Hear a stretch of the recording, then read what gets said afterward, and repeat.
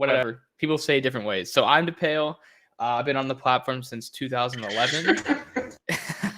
And obviously, I've been working on the Universal Roblox project since about 2016 and continuing to do so. And I was also a Roblox intern doing the accelerator program, and I made a game with that program called Real Strategy. And yeah, that's what I've done on Roblox. I mean, fill in blanks here and there, but yeah. I'm gonna start calling you the Polly. How dare you? All right, I guess I'll go next. I'm assuming my mic is working. Hello, everybody. Yay! Hey, everyone. My name is Procro. I am the creator of, or the lead developer for Five Nights at Freddy's After Hours and CT Towers, and even though I mostly primarily work on Roblox stuff, or on theme park stuff, I like to branch out and try other things. I'm also a environment artist for Games Unite, and I've also have a bunch of other theme park and non-theme park related personal projects as well. Okay, so I think that's our presentation for now. So before we start with the panel, let me explain a bit how this will work. So first, we will have a section which will be basically a developer panel where we'll basically be conversing about different things. Then at the end, probably around so when there's like 45 minutes remaining until the end of this event, which we plan to take around 2 hours, maybe a bit less. We'll have a Q&A. The way the Q&A will work is if you see, in the chat, there's something that says Q&A. I don't know if you can see it right now. But basically, once I will enable it, and then you'll be able to post your questions, and you'll also be able to vote for them. I would recommend that if there's a question you guys like, and maybe you want to have us answer, you upvote it, because you can upvote questions, because this way, since we'll be ordering, at least I'll be ordering them in like most voted ones, so it's easier for us to like handle all those questions. I do recommend you upvote them, just so it's easier for us to see them. So let me remind you, I'll remind that when we start the Q&A, but we don't plan to talk about like in concrete things about like new projects we're working on or doing new announcements. Those will be done in their respective places. Oh man. Yeah, sorry, Andrew. We can't announce Shrek 4D now. So, well, I think it's time to start. So, okay, so let's start with our first question, basically. So, what got you all guys into like theme parks, and mostly like what got into Roblox theme parks? And did like theme parks get you into Roblox theme parks, or was it like the other way around? I guess I'll go. I think I remember as a kid, so I live in Orlando, the Orlando area, so I basically my entire life been surrounded by theme parks. And so I guess I remember being told as a kid, like before I was even old enough to ride anything, I would sit in the child swap and just like stare at the ride, like in awe. But I guess, I don't know, I think Roblox theme parks, the reason why I got into them was probably through, I guess I started with Roller Coaster Tycoon, and then I started playing Roblox, and I realized that I could, I don't remember exactly when it started, but I remember I could just like look up theme parks, and I think the first thing that came up must have been I don't remember what it was. It was like it was like I think it was a Six Flags theme park that was like from a really, really long time ago. And then I remember finding City Walk, actually, Andrew's like original City Walk game. However long ago that was, where they had it was like the recreation. Yeah. I remember that, but I guess I don't know. It just kind of crossed over. But I do remember, like, I've always had a big thing for actual theme parks. But yeah. Yeah, so for me, surprisingly, in the span of about 3 weeks, pretty much everything convinced me to be a theme park fan. The first thing was I saw Expedition Everest under construction at Animal Kingdom, and I was kind of amazed by all the, because it's a fake mountain, so it's all steel and steel track going everywhere. And then I think about a week later, my grandfather bought me a laptop with Roller Coaster Tycoon 3. And so I think that was my entire summer was just building Roller Coaster Tycoon. It's kind of like what Grapey said. And then I didn't actually, so my cousin found Roblox, and at that time Roblox was wasn't great. And one of the first games I played in Roblox was actually by the Uncommon One, which is our clothing designer for our game Universal Roblox. And he actually built Shikra from Busch Gardens, and he recreated it. It wasn't good, like the entire thing was derail. But eventually, over time, I got to see Roblox improve. And then Carthay, if you guys remember him from Blue Sky Stellar, he built, I think the first thing was Matterhorn. And I was like, wow, you can actually build like really good detailed, attractions with theming and with effects and whatnot. You did Space Mountain, the first one? Oh, yeah, or Space Mountain. Yeah, those are both good. Yeah. Whichever one it was, I think that really changed the game from just building roller coasters to actually making them look nice. And then what eventually convinced me to do Universal was I visited Halloween Horror Nights in 2013. That to me was like, I remember leaving and I went like the first thing I said was I have to come back every year because Horror Nights was amazing.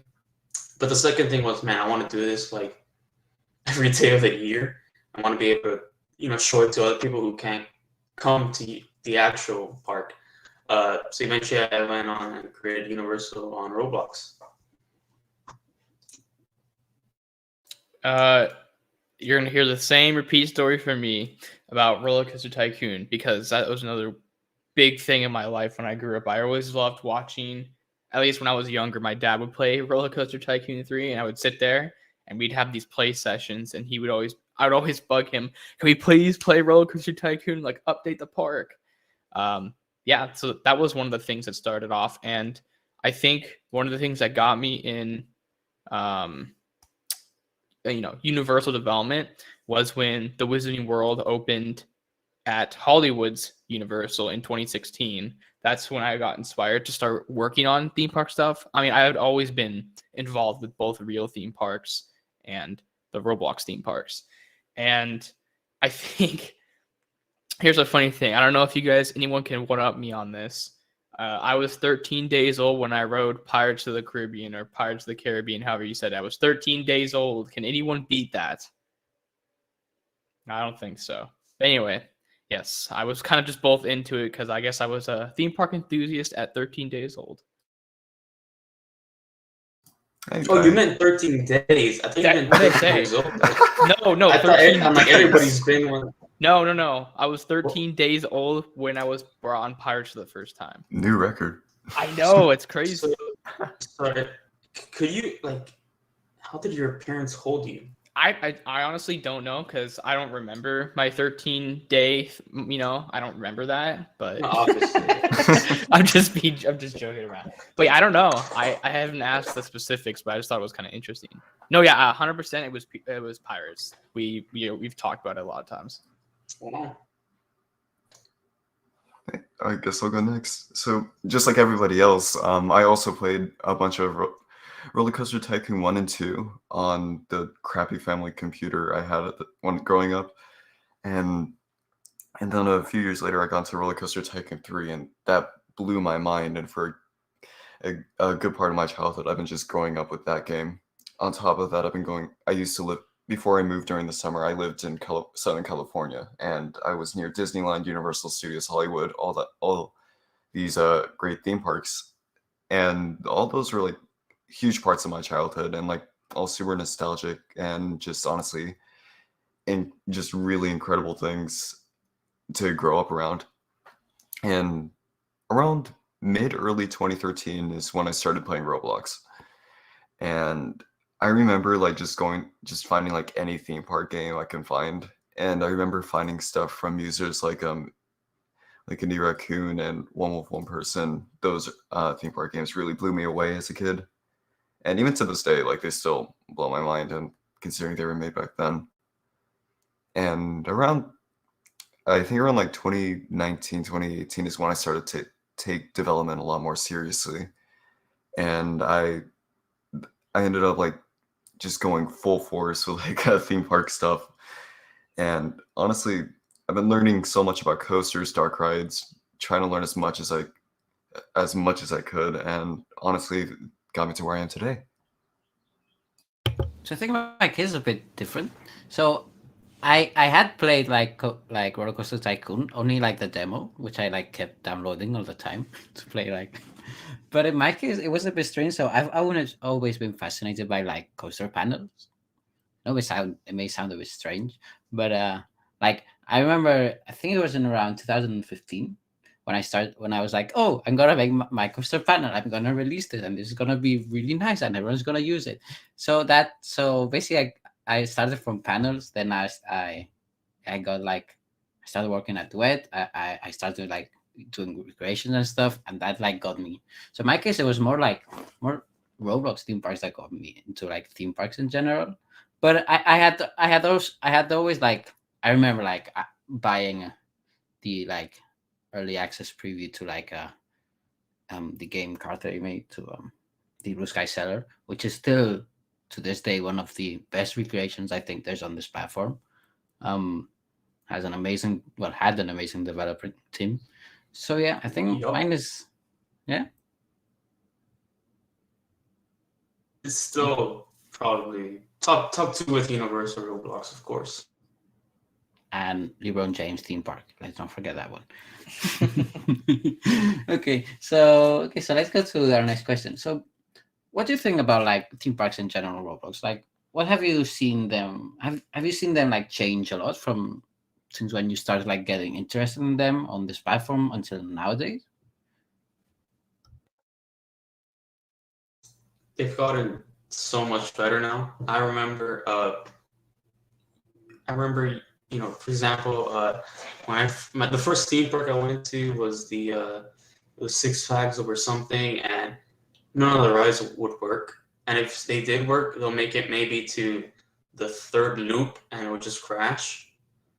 And now all of a sudden we have people building, dark rides like Alien Tech that are not just interactive, but they actually work and they're actually good. And arguably they're better than what was in Roller Coaster Tycoon, even in Planet Coaster. So I think they've gotten from being probably the worst theme park games into arguably the best in general.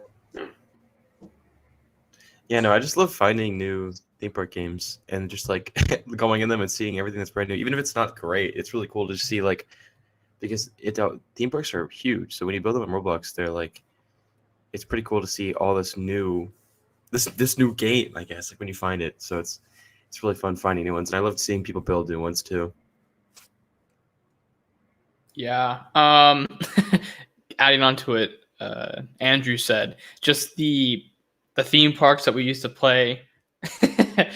In early Roblox, you had those tracks that were the block stud tracks. Like the track was literally just a block, right? And like the train, the Six train, Flags over Roblox. yeah. And then like the train was just like maybe two, like the wheels were 2 cylinders on top and bottom of the track, and it would derail every 5 seconds. Yeah, we've come a long way since then. Like one car. Or riding a coaster, like wishing that no one hits the regen. Yeah, you used to have regen things. To like respawn that them. was basically just luck based that you could complete the coaster. Yeah. Yeah. Oh my gosh, we actually finished a full circuit. Oh my gosh. So, And then someone regened on you, so whenever you got off, you have to regen it for him, so he has to. yeah, I just gotta keep going back and forth, fighting each other. Right. So I think relating to this and something to like what Gravy said, it's like has there been something you've recently like found out or something you've been following for a long time that you're quite like interested in related to coasters. Can be like a park, a ride, like a tool, a system, etc. I, for example, in my case, in the coaster team, there's this guy called Shark who's doing a new C-frame system, which he's trying to like make it open source, which I think is really interesting. And for example, there's this group who's recreating Europa Park, which I've seen some videos on it and some of the things that they're doing, and it sounds like a really cool thing they're doing, and it looks really nice. So I'm actually quite looking forward to it. Yeah. Yeah. You can go ahead. Okay. There's this guy, Creep Nation. He's actually making his own Universal Park, which I think is super cool. And it's like, I think he has like all of City Walk done, and then most of the actual park done. And I just like it because, first of all, he's moving so fast. Like he's got a park done in maybe a month or two, and it's pretty good. It's good quality for how fast it's coming out too. It's really cool to see it like come into fruition, because I love Universal Parks, and just seeing one with all these, like, it's like a dream park basically, with like all these rides that are not actually real, but inspired. Yeah, and don't worry about. What's he gonna say? There's been things that for a while I think we were considered to be, Universal Roblox, some of the best creators, and then over time we've actually been our level of detail has either been met or been better than us than what we do. So I always like to see what other people are doing. Like in the Coaster Team channel, I always look over the creations tab. I don't actually comment, because if I start commenting, people start asking me for help and whatnot. But I do like to see what other people are working on, because it allows us to be more creative, but at the same time allows us to see, just how far the theme parks have come in Roblox. But we're always open. I mean, I love competition. I know some people don't really like it. They want to be the best. But I think in order for theme parks in the future in Roblox be better, there has to be competition. And in the past, for example, I remember when Universal Roblox opened, the Hulk, or at that time it was called Battlestar Galactica, it would crash every single day. So eventually, the Epic Twin, who I consider a part of Mount Rushmore of Roblox theme park people, he was doing a C-frame system, and I was like, man, that's not going to happen. It's impossible. It just won't happen. And now all of a sudden, everybody's doing it. And he's improved our game, and pretty much in general the entire community, to be so much better.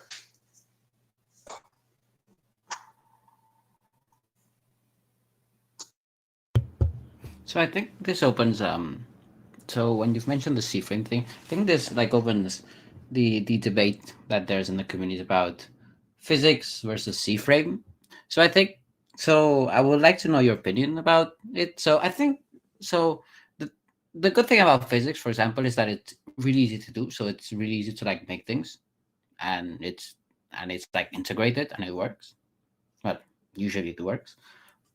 And then there's C-frame, for example, which, if done correctly, it like ensures like a lot of reliability. But usually, it comes like that reliability comes with like at the expense of functionality. So, what is like your guys' opinion on this? So, what do you think about like the debate on like physics C-frame? Not to. You go first. You go. One thing that I feel like should be taken into consideration is the theme park community is a massive community full of diverse developers of all skill levels. So whether you make it, so physics are great for learning developers wanting to try new things, learning, and C-frame could be perfect for higher quality theme parks and other things like that. And personally, I don't think one is better than the other. Of course, one is obviously more professional, more reliable, but the physics allows the user to learn a lot more about development in general, and it's like a great beginner tool and stuff like that. Oh yeah, that's definitely true. I was gonna say, not to spoil anything, but I think you know what Andrew and I's opinion is on physics and in C-frame because you can just ride the rise of Universal and you'll see what they use. But no, in all seriousness, I think I like physics a lot in the way that like you can just do things and you're trying to do them realistically, especially with the new improved physics, right? I like it a lot. And it's really, really cool if you're trying to do a full recreation. Like imagine someone does physics and they do actual friction breaks and actual like that would be I could be wrong. Maybe someone has done that. Yeah, But, I think the biggest challenge in doing that will probably be the chain. oh, like a chain lift, like an actual chain lift. More I've than never done like doing the chain I think that lift was itself, made. which has been done, is the fact of keeping it like running Oh smoothly. yeah. It'd be Because really, really especially cool. with all those like connections and hits, it's quite performant, at least on Roblox, to calculate. But I would have I think Naplet had done See, I one could of have been those. proven. I could have been And if proven I wrong remember live. correctly, I think Wolf did one, and yeah. But it's something I like actually wanted to do. One time I was like, oh look, let's calculate the forces needed to do like a magnetic launch and do it like in physics. But then it just went into the like drawer of ideas I want to do but never actually do. Which I think everyone here has a big one.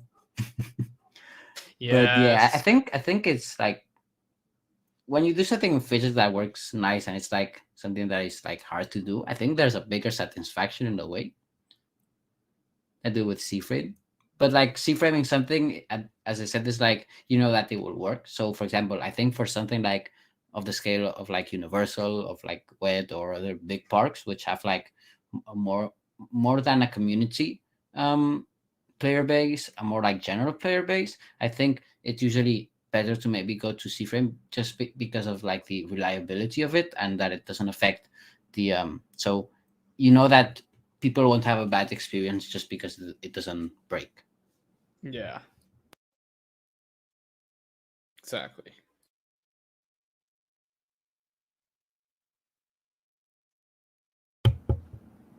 Okay, so what do you guys think are one of like the main or like what are the main challenges when doing a theme park on Roblox? I would say, I mean, I've never done a theme park, but I've done large projects before.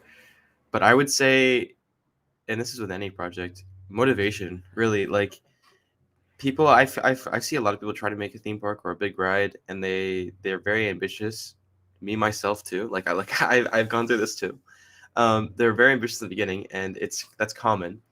And then you realize, like, 6 months in, you're still working on it. You're not even close to finishing, and then you're like, I don't really want to work on this anymore. Like you get tired of seeing the same thing over and over again. So that's why it's hard to continue a project that big. And I think some people just don't plan properly before they actually start it. So they like, there's definitely people who've proved me wrong on this, but it's hard to just do your park on your own out of the blue. Like I'd prefer to have a team with me to keep my motivation going and like work together on completing such a large project. Yeah, I was hoping I could answer this question because I always see this and it bothers me. Uh, you're not gonna do an entire theme park by yourself. You're just not. Like when I first started off on actually doing a Universal on Roblox, I thought that I would be able to recreate the entire Universal Orlando Resort in a matter of a year, and it took me a year just for like half of City Walk. So then I eventually, I got bored with the recreation stuff, and so I decided to do my own take on Universal Park, and even that took forever. And over time, I was like, man, I need help. So I eventually got Crane to help me, uh, you know, uh, Simon and Sonoma and all these different guys, and then and then the POW, of course. So just don't assume that you can do everything by yourself. You could, but it probably won't be at the level of greatness that you would assume it would be.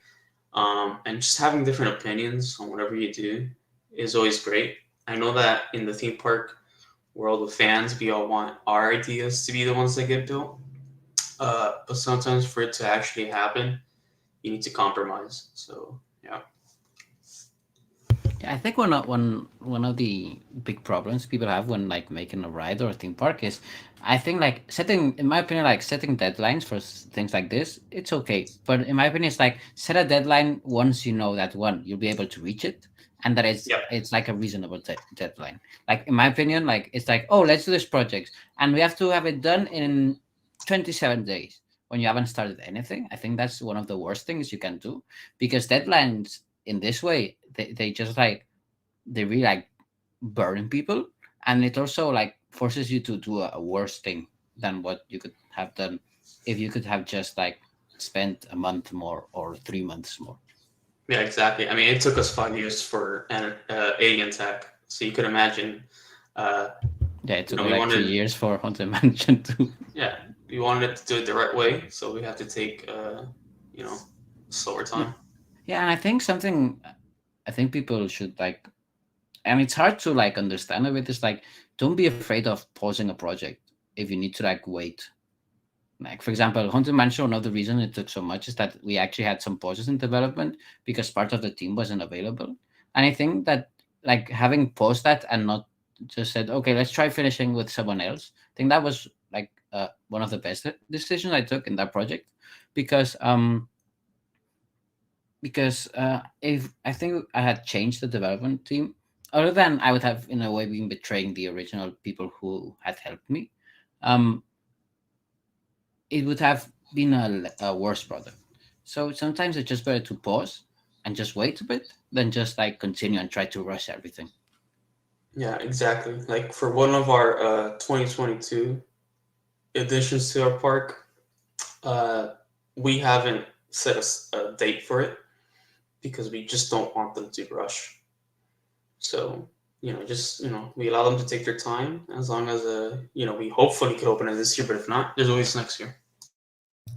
Yeah, no, that was the issue I had with Spider-Man. I think I announced it for 2021, and I put 2021 on there.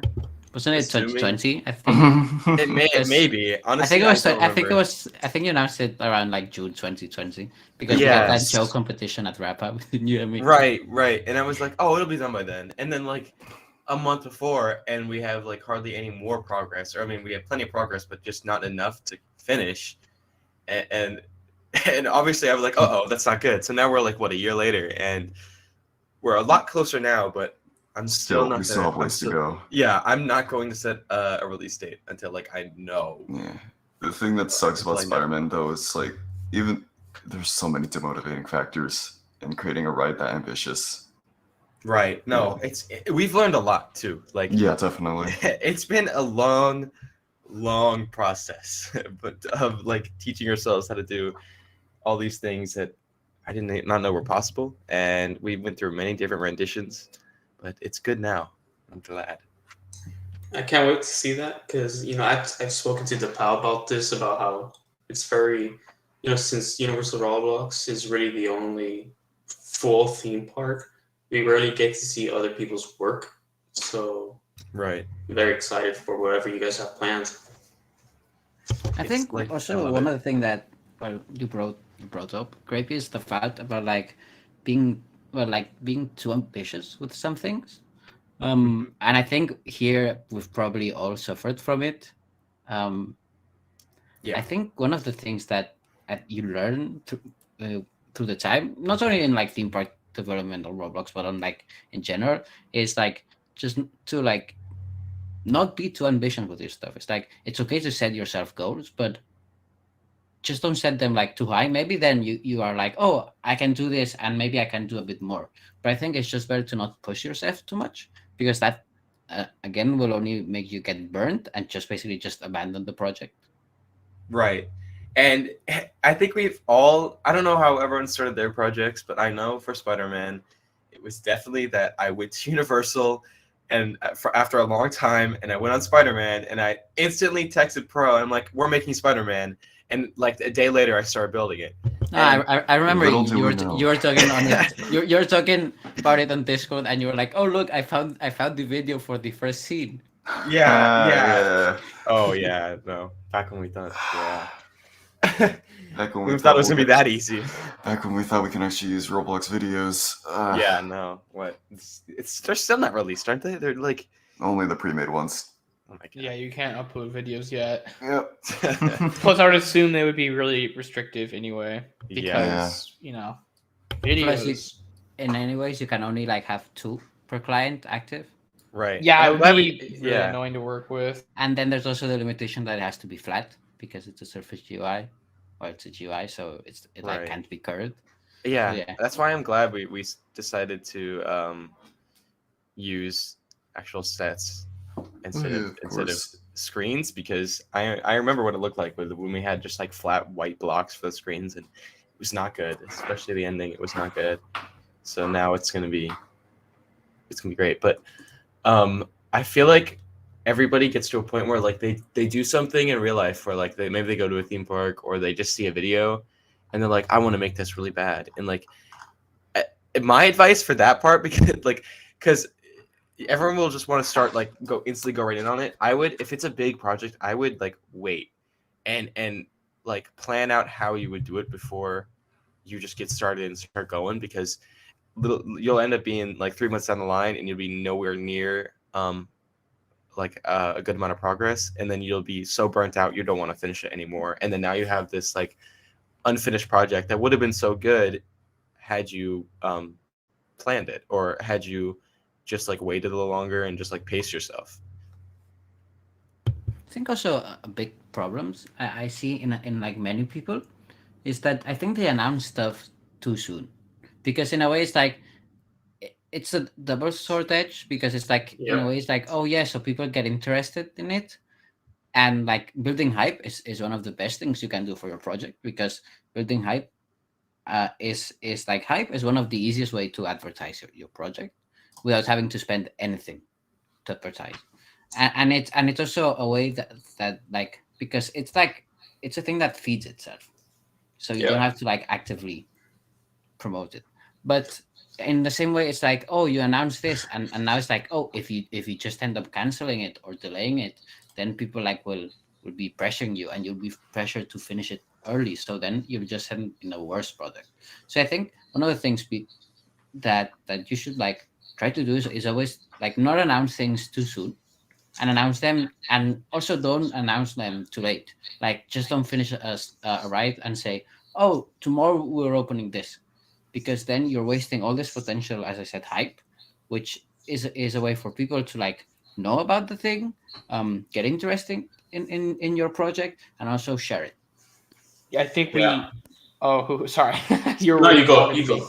Okay. No, okay. you go. You go. I think everyone knows that we have a history. The Universal Parks. We have a history of announcing something when it's clearly not even started. Super Mario. Well, okay. Alien Attack is probably the best example, because we announced it in 2016. It was like there since the opening, the park opened, and then it opened in 2021. But as Andrew mentioned, that was just like we had to work a lot on thinking about how we wanted to do it, and we never thought what we could currently do was worth doing because of the technology and then our skills. We just didn't want to start it until we knew we were 100% going to get what we wanted. So that's why it took so long to like finally start it. But yeah, like Roger said, you have potential. You have total potential to hype it up, but don't do what we did and announce something 5 years before, unless you were like certain that it's, because basically at this point we don't announce anything until it's like 95% done, or even nearly 100% done. Like we finished all the components. So that's why you may not have heard stuff from us recently, because we are working on stuff. So yeah. Yeah, like first of all, at least Alien Tech took faster than what it's taking Tron to build. Second of all, Jeez. Second of all, like we're working on a couple projects right now, and we could literally show off parts of it right now, but we just won't, because we just don't know. Something could happen. Like for example, Forbidden Journey, it actually worked the screens pretty good. The same with Shrek, and then an update happened, and it was all pretty much had to change at the last second. Yeah, Forbidden Journey was a mess. We've talked about it so many times. Um, yeah, I don't know. You could find information about that on different streams and stuff we talked about, but TLDR, don't try to make videos in Roblox with images that are 1920 by 1080. Don't do it, especially when you want it to be like 30 or 40 FPS. It's too. At least Too now, much. now it's easier to upload them, because I remember for like Tower of Terror, when I did like the ghosts, the ones that were waving in like the hallway. So that was before you could like bulk upload technically things like images to Roblox. You could technically select multiples, but it would like fail if you selected more than 3. It would fail like 90% of the time. No, yeah, I just meant. And the thing is that before, like now, it tells you, oh, you're uploading too much. You can't upload for like 1 minute, and then it like progressively gets better. No, like, yeah. Like the bigger. uploading process. But before, sucked, right? before it didn't tell you. It was just like, oh no, there was an error uploading, and it will block you for a day. Yeah. And you like, yeah, that was always a problem, was the uploading, which, by doing how many, uploading however many we had like, to upload, you got I used to I it. uploaded like 200 images for like 30 seconds. Mm-hmm. Right. Well, and see, here's the thing. The uploading was like something that we got used to. However, the real problem was, like I said, we were trying to do like 1920 by 1080 pictures and try to do like a 30 or 24 or 30 FPS. I don't remember what we were doing, but that's a lot of like trying to put this in the most basic terms, like memory. Yes. It's very hard for most computers to handle. And that also many for it images. to like load on time. Yeah, exactly. That was So- another thing I had. So I had to like experiment with like many ways. So this, for example, I'll give you a tip for this if anyone wants to, which I don't recommend. So if you guys want to have like multiple, like do a video through images, if the images like aren't transparent at all, just play with Z index. Have them all loaded at once and play with Z index. Because, but if it's transparent, then the best way is just see frame it into view and out of view, because in that way it's loaded, but and you don't have to like load it every time you like put the image on, because at the end, if we're talking about like 200 images for like 30 seconds, 300 images, we're talking about like one image for every 0.1 or 0.2 of a second. So like loading that much images is just not possible. Yeah, and that is exactly what we did for Forbidden Journey, except there was like 600 at a time, and they were huge images, meaning it would take at least like 3 gigabytes of memory, which you can't do because phones usually don't allow, like some of the lower end phones use like maximum of 1 gigabyte. So we already had to make the screens worse for mobile devices had, everything worked out. So don't do it unless you're working with very small images and you don't need that many frames. Just don't do or it. It's not use good. sprite sheets. Or use sprite sheets. So sprite sheets Which- are really hard. Which, to for example, do. Napit is, I'd say, is one of is like a master of sprite sheets, because I don't know if you've seen his shows. He's recently released Harmonious, which, as you know, is basically a video based show, and he was using sprite sheets for all those. But yeah, see, but that's what I'm saying. Sprite sheets are like easy in practice, but they don't look as good. Yeah, because they're that's the way- thing. you know, It's they- like they had sprite way sheets are smaller. more for things that are far away. Yeah. Or- If or they're if far away, it's- they're good. And I think one of the things I mentioned here is so going back to like development tips for when building a park or something like that. Something I think, well, most developers know, but if someone is like, oh, I want to build something, the main audience for theme parks on Roblox plays on mobile, usually like low mid end mobile. So making a like, oh, this is a super detailed. For example, let's say we were recreating a Disney castle, and you were like, oh, I want to make it super detailed, and instead of like using material or texture for the bricks, I'm gonna place a single brick for each. If that doesn't run, so a project can be, all the goods can look amazing and be as good as you want, but if it doesn't run, then it's a bad project. And the thing is that you need to optimize things a lot for mobile, because mobile tend to crash a lot, especially Apple products. And I'm not saying that, but like statistically, Apple products crash more on Roblox than Android. But there's something that I think a lot of people like miss, which is like optimizing their things. And this is something I wanted to ask you to Yeah. put. So, and I'll also ask the other, because you're more builders than scripters. And so, what do you guys do to like optimize your things? Because I know that at least I don't know if the Pale can confirm, but builders like sometimes they build in a way which drives the scripters mad because Don't ask Andrew. He didn't optimize anything. But yeah, so what do you guys do? So what do you do, for example, to optimize Universal or other projects you work on? I'll start off. So when we first created Universal, He doesn't do Well, anything. when we first created Universal Roblox, I'm not a scripter. I'm more of a builder and a designer. I care more about how the park looks versus how it runs. That's part of the reason why I ended up getting the pal to be on the project, because he was really good at all that stuff. So I remember, all the systems that we had were just horrible, and eventually, the pal was able to just fix it and actually make the game work.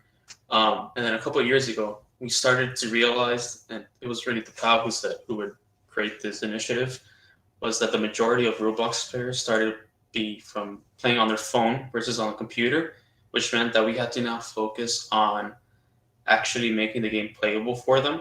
Because, there's no point in trying to be a popular game when, let's say, I think right now it's like 70% of people on Roblox end up playing on their phones. And so, we didn't want to market the game just to 30% of all players. We wanted to market it to all of them. And so I think for an entire year prior to Hogsmeade, Wizarding World opening, the PAL spent about a year fixing the game just for mobile players. And I also think that and I know this is my opinion, Roblox isn't for detail. If you want to make a game, you can do it for yourself and for your own designs, but you shouldn't expect for a game on Roblox to be popular that's highly detailed. It just unfortunately won't happen. That's my opinion. I think this is true in a way, so it's more like about balance, but not especially with like new tools. For example, the material service.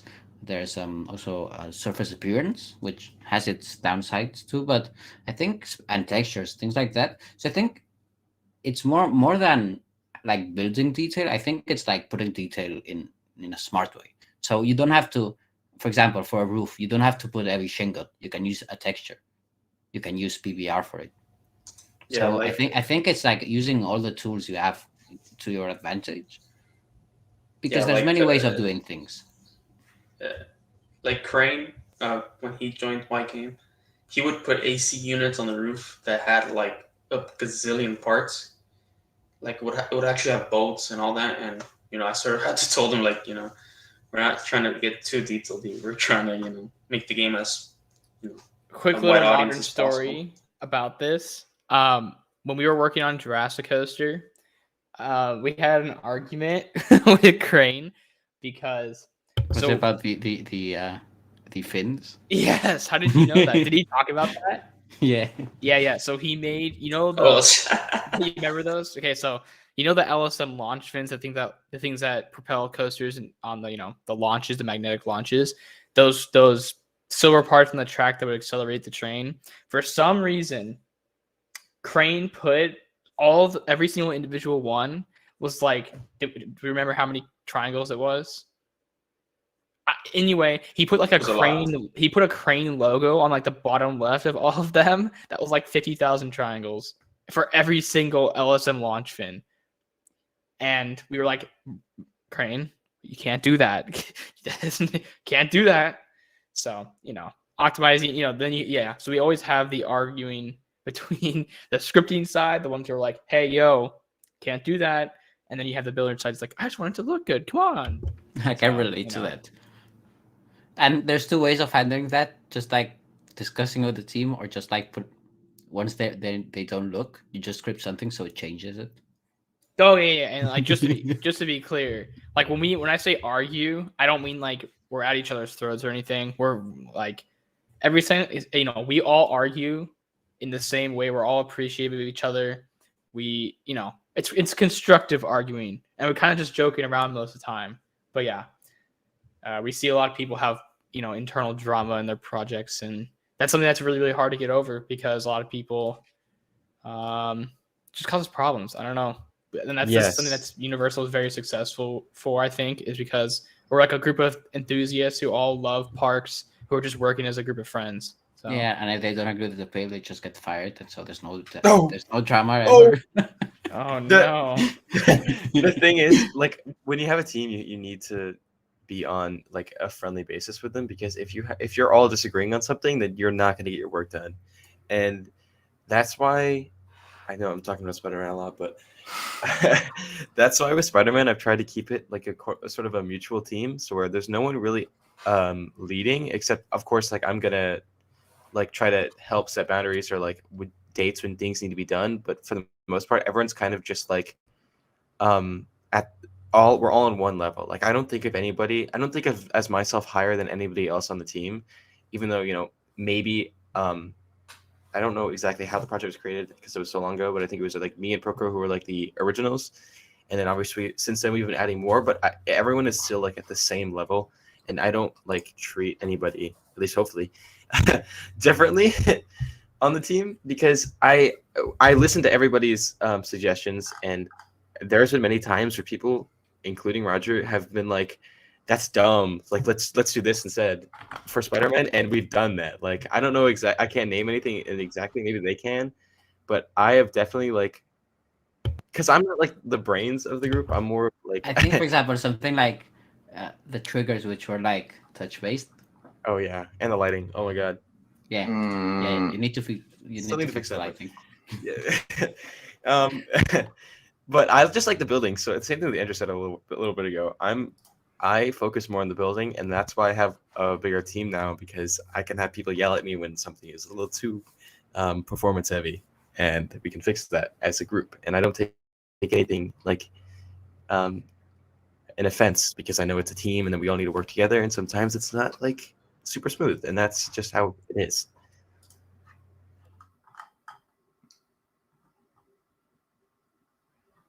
But yeah, that's basically it. Yeah, so Procro, were you gonna say something? Oh yeah, so pretty much just I was just gonna go over like just like a little bit of like how important optimization is, and you guys covered it like really well. But like with like optimizations and theme parks, like just like the little things that you can do really just helps. Like for example, like CT Towers is a passion project, and like my development skills have gone up drastically ever since I started the project, and over the time of developing, I would notice little things I can optimize that were made or when I first started working on the project. For example, mesh. I used a lot of mesh trees, and for some reason, I had all of the collision fidelity set to default, which was not good, especially since there were literally hundreds of them everywhere.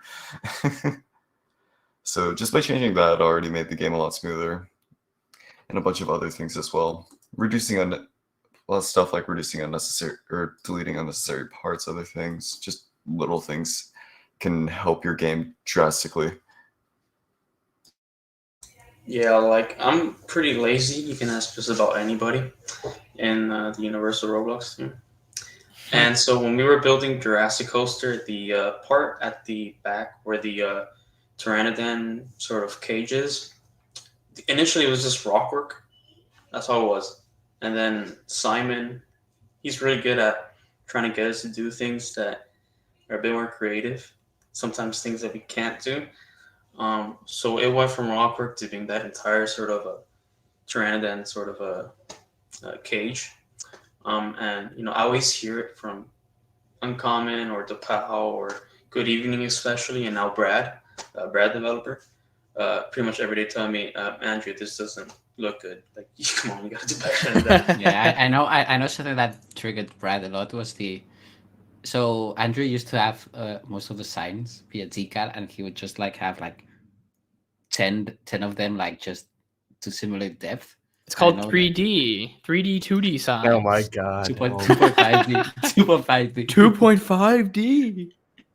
So yeah, so I think so. One of the things Procro said is that so it doesn't look, it may not look that much, but for example, setting all like the collision fidelity of meshes that you don't need, that for example that any mesh that has or union that has no collision should automatically have its like collision fidelity to a box, uh because it's really just is the difference from calculating I don't know how many triangles to six, to like six faces. And it's things like that, or for example, lighting. Feature lighting looks great, and I've actually argued a lot with builders about that. So feature lighting looks great, yes, but feature lighting is really laggy, and it's now it's gonna be more optimized, but it's not optimized, and it has a lot of memory leaks, which I know the player knows about. So Mhm. it's just like balancing. So what does this thing do? How does it affect the game, and how does it affect like playability? And going back also to the thing about like Gravy said about like leading the team, I think one of the things that is hardest when you're working on a project is like knowing how to lead the team. Because I've I've been in many projects and I've seen a bit of everything. So I've seen people who are like they want to like act like very no, you do this because I say it, and you will do this for this. And things that I think people need to remember that most of these projects, especially on the theme park community, because let's be true, most of for a few exceptions, um this would like most of the theme parks here are not done for like money, for making money. They're done just because of fun. um yeah, give me a second, my connection isn't stable. Okay, now. And the thing is that the people who are working not for you but are working with you are doing it of their own time, of their own free will, because they want to help you, or want to build something with you. I think that is something a lot of like people who are trying to do a project with others should learn, which is that you're not more important than the rest, and that people are not obligated to work for you because you're not paying them.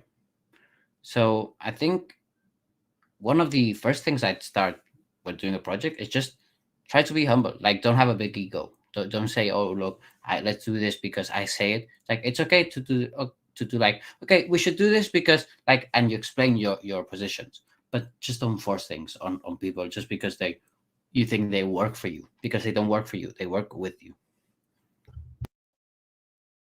That's a good way to sum it up. Okay, so let's move to another thing. So yeah, so let's talk about a bit about player retention. So I'd like to know your opinions a bit, especially like Andrew and Zapate, because you guys have more experience with this.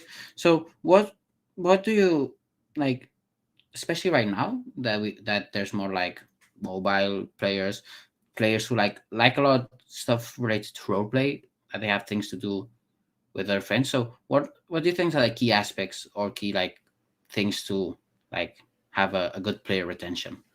Okay. So we don't have good player retention. And that's something we're focusing on this Yeah, year. yeah, because that's also a big thing from theme parks. It's like Yeah. it's a cool thing, but people are like, oh, let's do this, and they never come back. Yeah. And I'm this working is on it right now. yeah. So that's what we're working on. That's like a main focus of this year's development time. We've been talking about this for years, and we're finally starting to do something about it. But so basically, here's how people play. Here's the universal players. We have people who find it from recommended on Roblox, who just, oh, it's fun. I found a theme park game with rides of rides, and then they never come back again. And that's not really good for us because they're done. Then you have the next group of people who, come back every time we release a content update, which is a good thing because, we release Alien Attack and then a bunch of people come to check it out and then, oh, it's done. Okay. Then you have like the third group, which is the people who join our Discord, probably people who are in this call right now or in this meeting thing right now. And, they check the park all the time because it's just like a fun thing to do.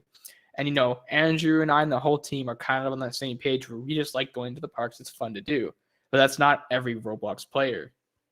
So, what we're trying to focus on this year is an actual gameplay loop in Universal, which is not really a thing that exists right now. Like the only thing you could really say is a gameplay loop, which is pretty bad, and I think it's pretty terrible, is the ride leaderboards, right? So, if the person who rides the ride the most in one day, they get Unibucks in the game if they are the winner of the day or whatever. But that's a terrible gameplay loop. That's like a boring gameplay loop. Like riding the same ride over and over and over to beat someone else. I think that's kind of. We only did it because we wanted there to be some way to get Unibucks for free, but I don't expect that specific aspect to stay around much longer because of what we're working on right now. But the whole point is gameplay loop. We want there to be a reason to keep playing. We want there to be a reason to keep coming back, and we're working on it right now. That's all. I don't want to go into specifics yet, but there's some cool stuff we're working on. I think like one thing that is like a popular game loop, and like people may not like for example Bloxworld for many things, but when I worked at Bloxworld for for a couple of years, and one of the things that I think they did really good, and for example also like people like Passy with Haiti Park, is jobs. And jobs are really are something that actually like brings people in again, because it's like, oh, I can actually do things here and I get rewarded, and then I can like share this with my friends, and it's like, oh, look what I have. So things like, for example, jobs, if you're looking to like, oh, how can I make people like return to my game, things like jobs, things like, for example, something that Universe has a lot, which is like the emblems or limited things, which like force people to come back. And in a way, it's also a way to like, oh, look what I have. For example, I have the Tapel emblem, and I can show it to everyone that I have it and that you don't. So yeah, about the jobs, like that, I guess I will go into that because that is something we're focusing on this year. Can't make any promises because we don't know how it's going to work out yet, but we seem to have figured out what we're going to do with jobs. So I'm okay. There's a lot of like moving pieces to it, but we want to do jobs where it doesn't affect the player experience. Like we don't want people to, let's say, operate rides or something that affects other players who are just experiencing the park. We don't want to like break the game for people who play it right now.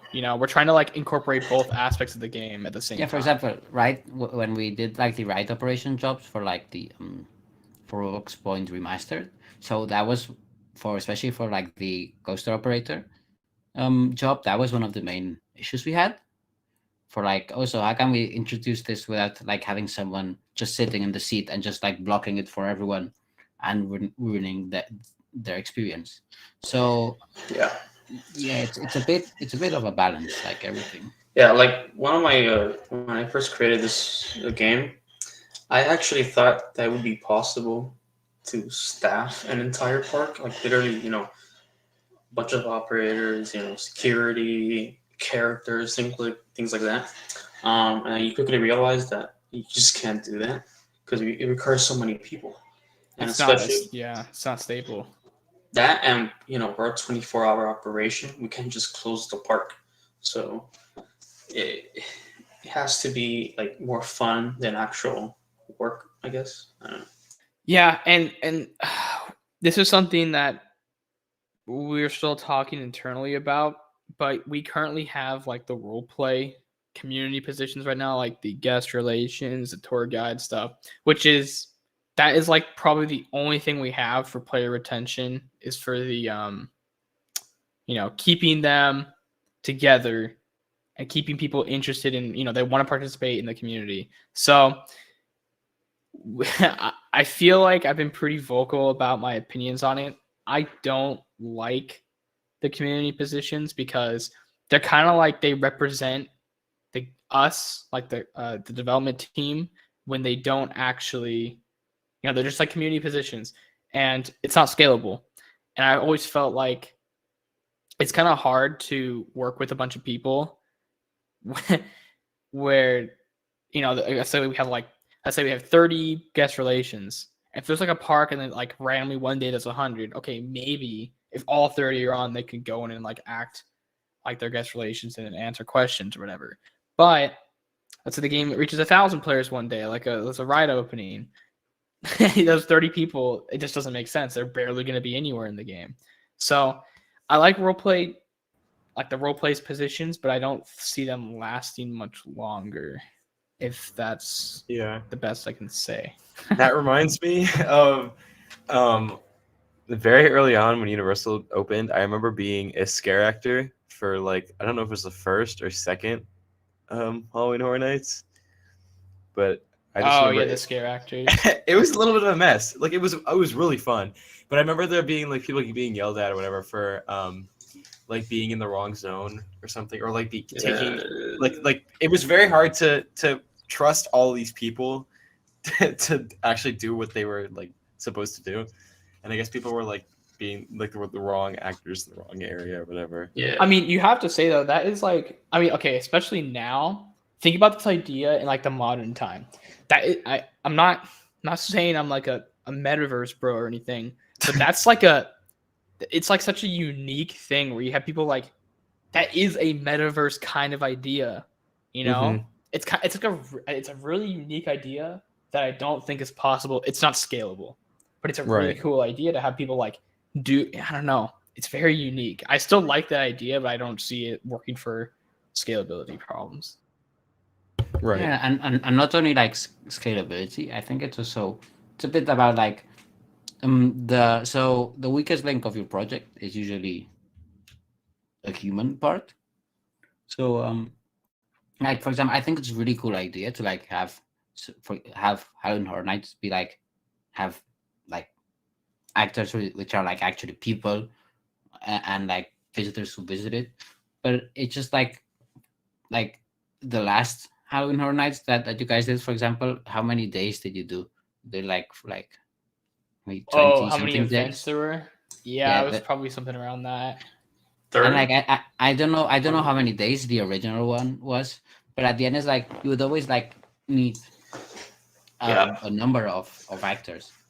And for example, this is something I was talking with Nate some time ago about, because Nate usually like, for example, his old Phantasmic, he used like actors from his group and everything, and I was like, yeah, this is nice, but in a way it's like there's a problem because then you depend on them, and you can't have like, for example, now we run Phantasmic at about 2 times a day because it's fully automatic, and that's something we couldn't do before that. Maybe we did like once a week or a month. So I guess what could be done, but then again, I don't know how good it is. it's like like having it. Oh, if this person's not here, have it be an NPC. But, yeah, they just have it be replaceable. Yeah, and going to NPCs. So Procro, you're experimenting with NPCs on the park. So I would like to know about. So what do you think about like are the future into like having NPCs interact with people and have that bring like parks to life? Oh yeah. So right now it's just experimenting and other small things. Sorry. Right now it's just experimenting and other small things with NPCs, just messing with pathfinding service and other things like that. But I feel like by having all these like actual people in your park or NPCs in your park really just makes it feel alive. Not to mention with like possible jobs and other things, it can honestly add like a whole new level of interactivity to Roblox theme parks, and I think that'll be really cool. And honestly, like I don't know if I'll ever go to this level of detail, but I can imagine like programming the NPCs to like have like a day plan throughout the park. So they'll go through the park, go on this ride, and then okay, they want to eat something, so they'll head to a restaurant, another section of the park, and stuff like that. And there can be parties, there can be other things like that too, and they'll find points of interest, other things like that. And I feel like it'll be like a really cool thing to add. Of course, I'm nowhere near the level. I'm nowhere near creating something that advanced yet, but who knows? Maybe in like a year or two, might be able to give it a shot. I remember seeing that. I was like, oh, I need to do that. Which comes back to the thing. It's like we see something and we want to do it, and then we just put it in a drawer to not like open again. But it's like I really want to do that, and I think, for example, that is something that would be relatively easy to do with like behavior trees. Oh, definitely. Okay, so I think we're reaching the end of the panel section. So I'm gonna ask some. Yet, but I'm gonna who knows? Maybe start like a like year. trying to finish the questions. So I want to know your guys' opinion on like the impact of like new technology coming to Roblox on theme parks. So things like video frames, or animated faces, wall meshes, the new clothes system and thing. So I'll just breeze through because we're trying to finish this part for the Q&A. Clothing looks really cool. It's going to be hard to adapt to it, though. It needs to happen because it's going to be really cool, but we'll see. The second one, layered. Sorry, I was just talking about layered clothing. The faces, the animated faces look like they could be really cool. Again, another hard thing to move into because we're not used to it yet. I think my favorite thing that's coming out recently is material service. It's going to make things look better. They're going to run better than if you were trying to do the exact same thing with textures and decals. And I don't know. Material service, best thing to ever happen right now. For those of you that don't know, material service is just a new service Roblox is adding, which allows you to use like custom materials, which have like PBR, which is physics-based rendering, which is basically you can have it like just even if it's a flat texture, like render in a way so it looks like it has like it's 3D, it has like it's like roughness effects. So it's a way of like increasing the details with like just basically actually probably reducing memory usage. Right. And I think like a lot of people hate on a lot of new stuff coming out because they're always very they want to keep the original idea of Roblox, which was it's far gone now. And basically we've seen like when anything new comes out, it gets a lot of pushback, but then it comes out and people love it. Like so I think there's a lot that's being released, like video frames and stuff like that. That was did you hear that? I need to move my chair back. There's a lot of things just being released that are going to be really great, like video frames, and the layered clothing is going to be really cool. I'm also most excited for the PVR texturing because that's going to be amazing. Or the whatever it's called. Something I think Material is also service. really Yes. interesting is all the bone meshing and all the bone like. I think that's also a really interesting thing because maybe Procore you can talk about it because you're like the animator of like the person who best animates here. So about like how like because the thing I thought about like animating, for example, when I animated all the characters for Haunted Mansion was that it's like, oh, I wish I could like have all this thing be one and it like bent and everything because before it was like just blocks that just moved to it. One thing that's really exciting about all like the mesh deformation stuff is you can really create some high quality animations for your rides, and not only that, it'll also help just like ease the process a bit better. I feel like with Roblox adding more support with animation and other things, it'll motivate more Roblox theme park devs to incorporate higher quality animations, or at least put more effort into them. Because one thing I've been seeing a lot with Roblox theme park, and this isn't necessarily a bad thing, but they don't really put a lot of I don't know a good word, or just like not a lot of effort into the They miss on the animations. small details. Yeah, and I feel like just not just animation too, just other general things. It'll push other devs to try new things and put that little bit of extra effort into their theme park, and I feel like that'll be really cool seeing that. Yeah, so for example, one tip for everyone here, for everyone who's listening, if you want a character to look alive, more than to bring them more alive, make them blink. It may seem silly, but like a character that blinks and a character that doesn't blink, there's a huge difference in like having it like look alive in a way. I don't know if you agree, Crow. Oh yeah, 100%. I actually have I did a little experiment not too long, about like a half a year ago now, 6 months ago, where I do have like an animated face using different sets of decals and parts. It was just a fun little thing, and just by adding that along, you're gonna see that with an update. Hopefully plan on adding those CT towers, if not a future project, which I might talk about later. But you'll see NPCs blink, talk, or at least make facial expressions and stuff like that. So I remember I actually like copied so for example the way the fail did mouths for the last Halloween Horror Nights, if like my theory is correct, is basically it's just a cylinder which like resizes in size. So it looks like the mouth is opening and closing. And I remember I actually like went to look at how he did it for when I was in the pre-show for Rock and Roller Coaster, which is Simba animated. But it's like so like the animation itself looked great, like with the static faces. But I think it's like it's the small details that bring it to life. So the blinking, the moving, so the mouths that like move. And I think once we have like the animated faces, that is something that would be really interesting. It'll be much harder to do.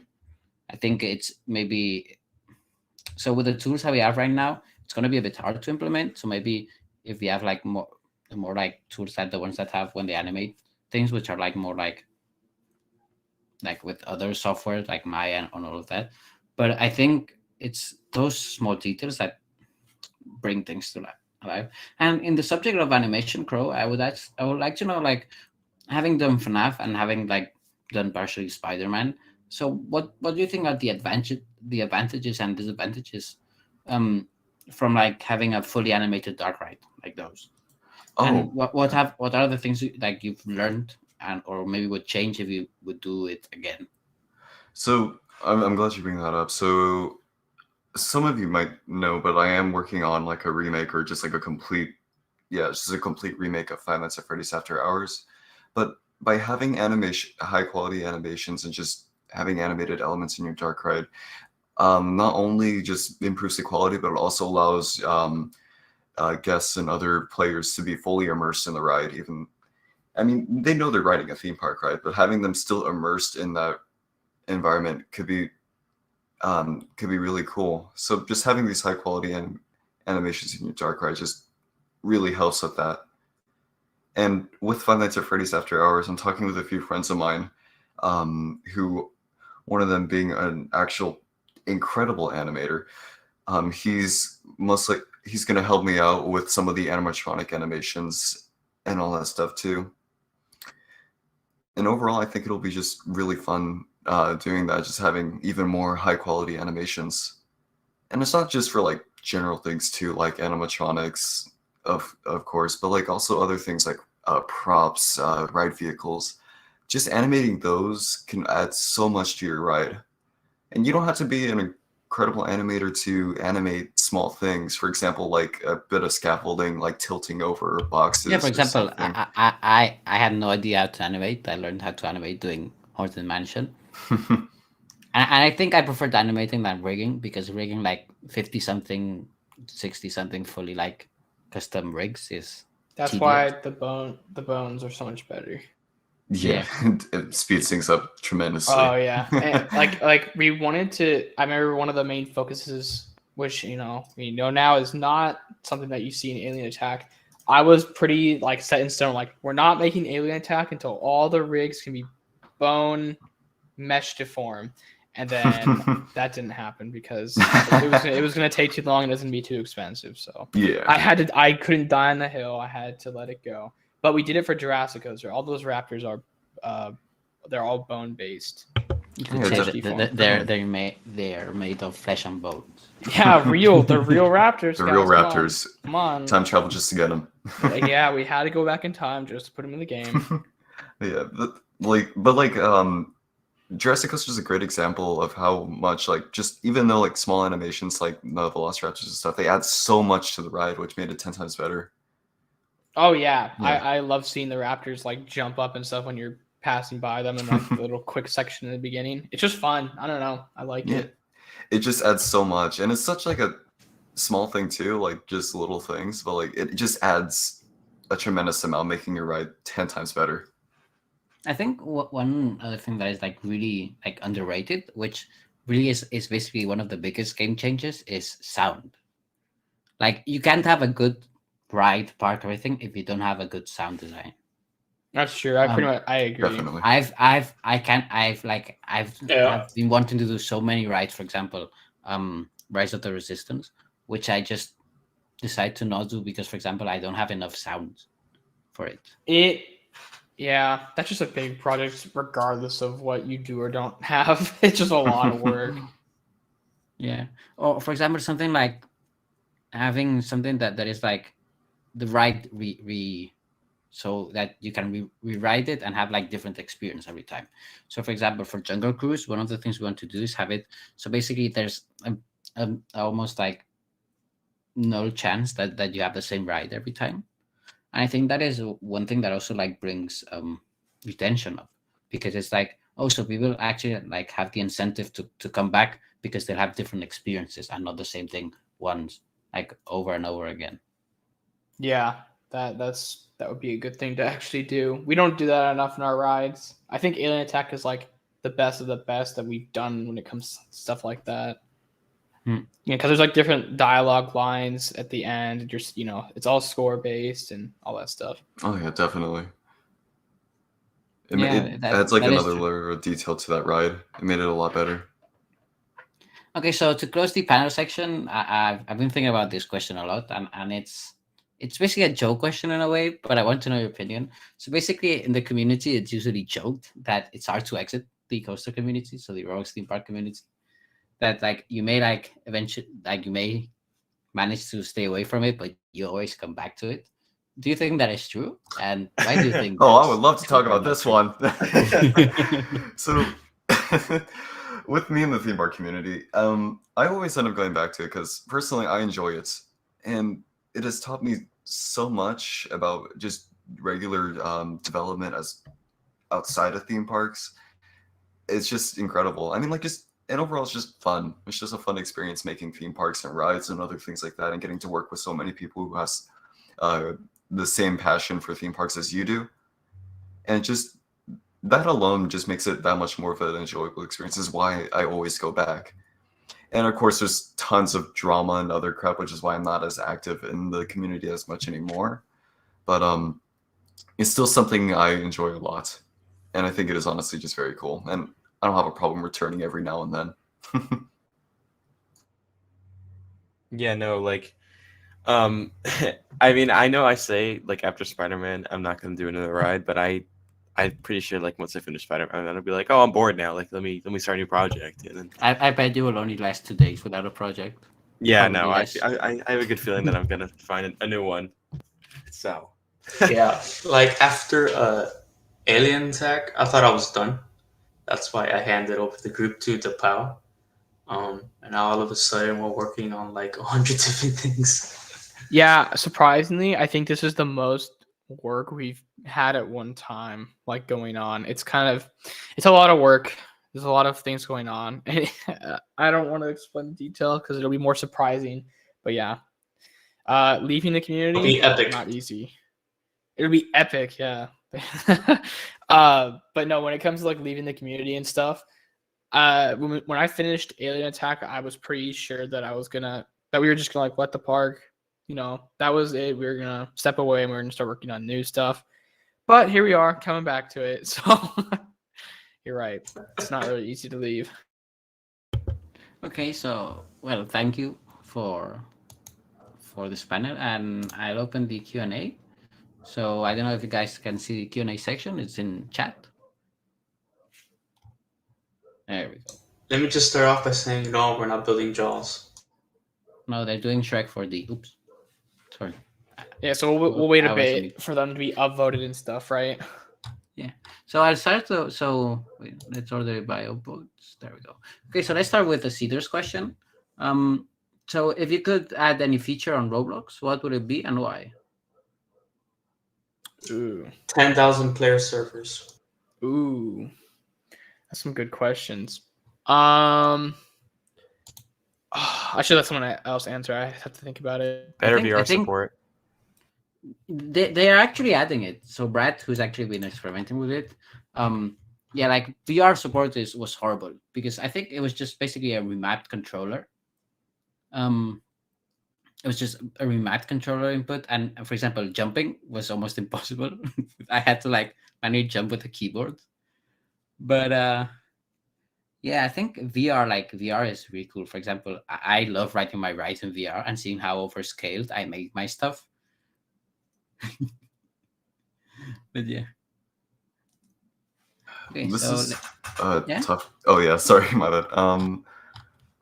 A feature that I think would be probably one of my favorite is, of course, just more support with video frames. I can. It's something I've been wanting on Roblox for a while. Now that it's finally here, it's really cool. But the fact how it's just kind of just sitting on the platform, not doing anything, kind of sucks. Yeah, I would love to see more support there and seeing all the things people do with it. Okay, so Seabass asks, I see a lot of people in the community now get caught up in toxic one-upmanship and drama. So what is your advice to new developers to avoid these kinds of issues? I think so. One of the things is one of the aspects that Grepy brought up, and I think it all falls back to one concept, which is ego. People people are have very big ego, and I think they just need to like don't think you're the best or that you'll be the next universal, because to be honest, it's especially right now, like when we started doing our projects, Roblox was much smaller. There was less things to choose from. Like, I'm not saying you can't be as successful as some groups are, but I think it's don't try to do something because you want to be the new universal, the new magic, the new like Roblox point. Just try to do things because like you want to do them, and it's like you try to do your best, but don't think you're the best, because it's like Yeah. control your ego. I think that's one of the biggest problems there is. Yeah, and if you're going to create a team, you have to have a diverse team when it comes to what each individual does. So in our team, we have maybe at most 2 to 3 builders with maybe somebody else that we can hire for specific projects. But then Tapal does the scripting, Simon does the graphics, the videos, and all that, and we all let each other do our own work, so that eventually the overall project is actually completed. Because if not, we'll just be at each other's throats for every single little detail. I guess another thing that can help with staying away from drama is just do your own thing and have fun. I mean, if you're not taking theme parks seriously or just want to just have fun, just go for it. Like, stay away from Discord, other things, and just have fun.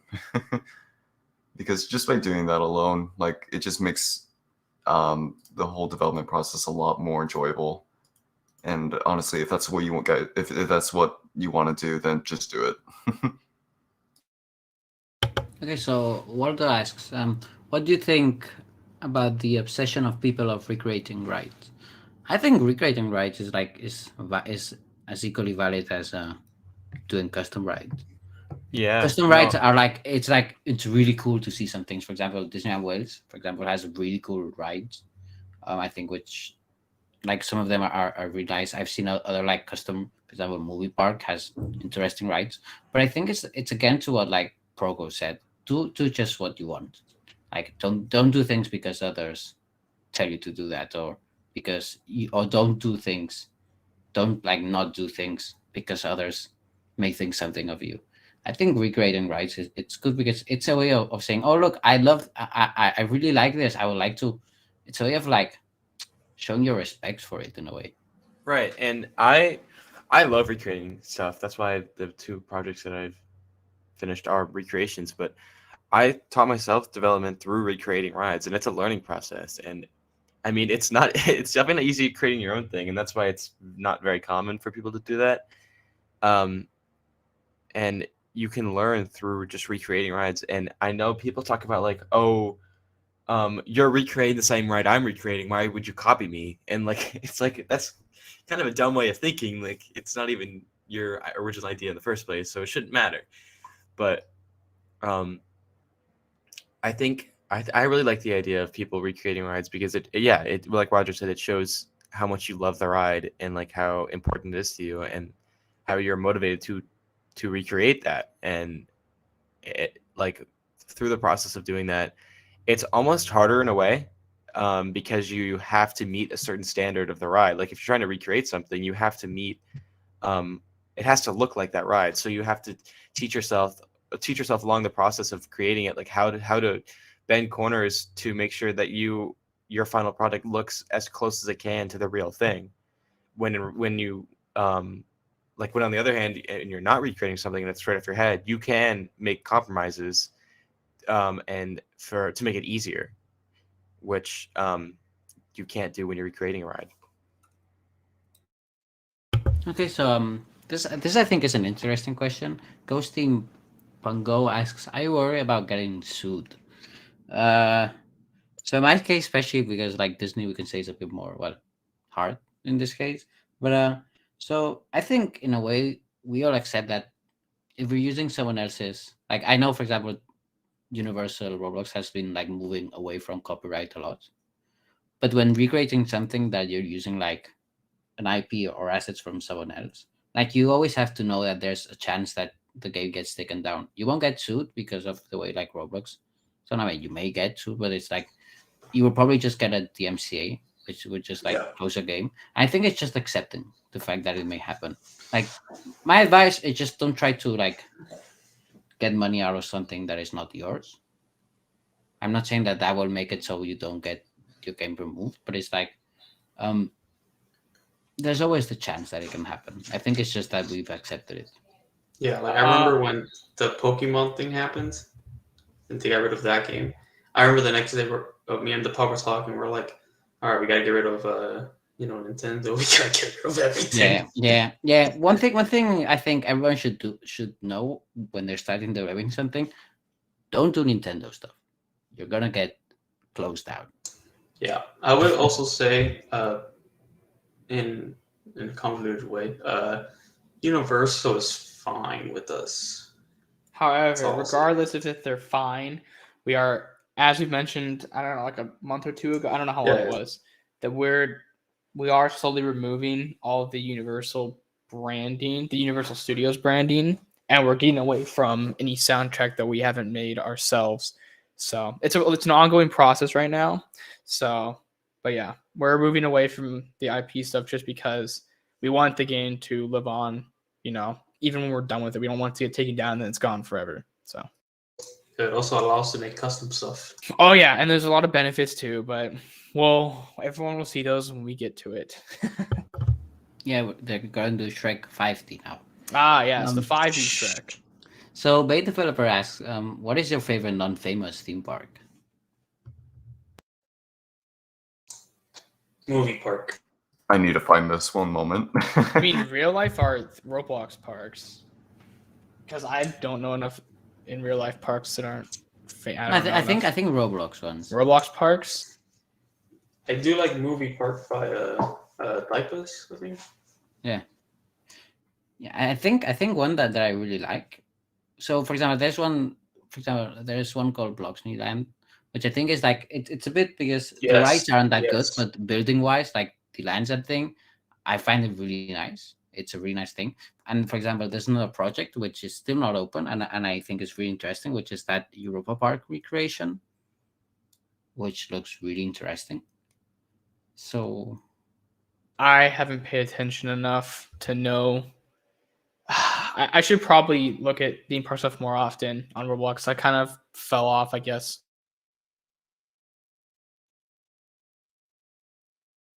I guess probably one of my favorites, and it's outdated now and doesn't work, but it was made by Moon or One Wolf One Person. It's a Auto World theme park too, and it's like one of the first theme park games I played on Roblox. Even though it's not being updated, it is still one of my favorite games to look back at because I always thought it was like the coolest thing ever. Oh yeah, the things she does are amazing. It's like, if there's something that is a bit like crazy that you think would be cool to build, she has probably done it already. So for example, there's the park called Hell, which I know people like. I don't know if Logan is in the insane. Chat. I don't know if Logan is in the chat, but I know Logan loves that one. But yeah, that's another also really cool. Right, 1 second. So, this is another interesting question. So Puff the Pug asks, what ride did you stop? What ride did you build a lot of and then stop? I'm not gonna say the name of it, but it goes vroom vroom multiple times. I was thinking about that specific thing. It's a bit of an adventure with features that are magical. Not And sure if you guys you get could what say I'm it's a saying. magical experience. It's a magical experience, adventure on a motorbike. That's all I was saying. Minutes. With one of the coolest trains ever. Oh, And it's not opening. Let me just put the disclaimer. It's not happening anymore. It was happening. So Epic, yeah. Sorry. I was just gonna say, Defend was- yourself, Defoe. yeah, I have to be careful. No, it was like, it was a rushed build, and it is like we put parts together, and there it is, and we haven't done any work on it. It was like a lot of work, but not a lot of work, you know. Like we Yeah, finished a Defoe's right, though. prototype. We finished a prototype, and we haven't finished anything at the same time. I don't know how to explain that. The thing is, it was during COVID, like at the beginning of the pandemic. We had to just finish Alien Tech for my part, and I was bored, and I was like, "Yeah, I'll hopefully you can do it." Never happened.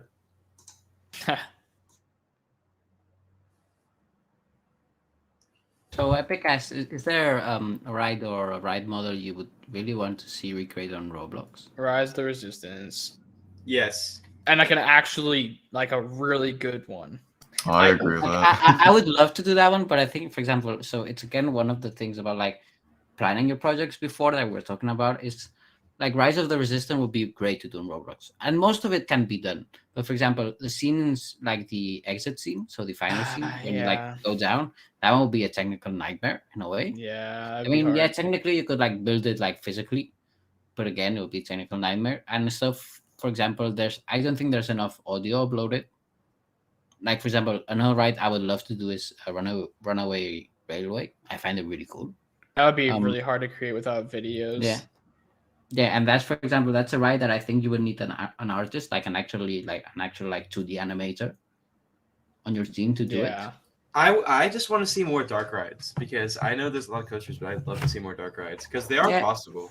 Yeah, and dark rides are really cool. I think one of the issues that like bring people like, in a way, like they're like, oh, maybe I don't want to do a dark ride, is that they require, like, I'm not saying that coasters don't, but objectively, a dark ride requires much more work than a coaster. Yeah, that's true.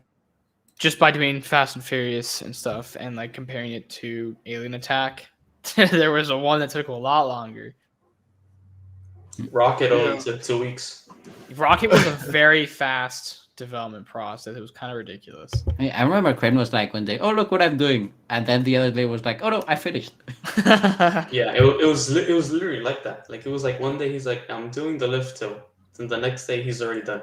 I'm like, all right, might as well.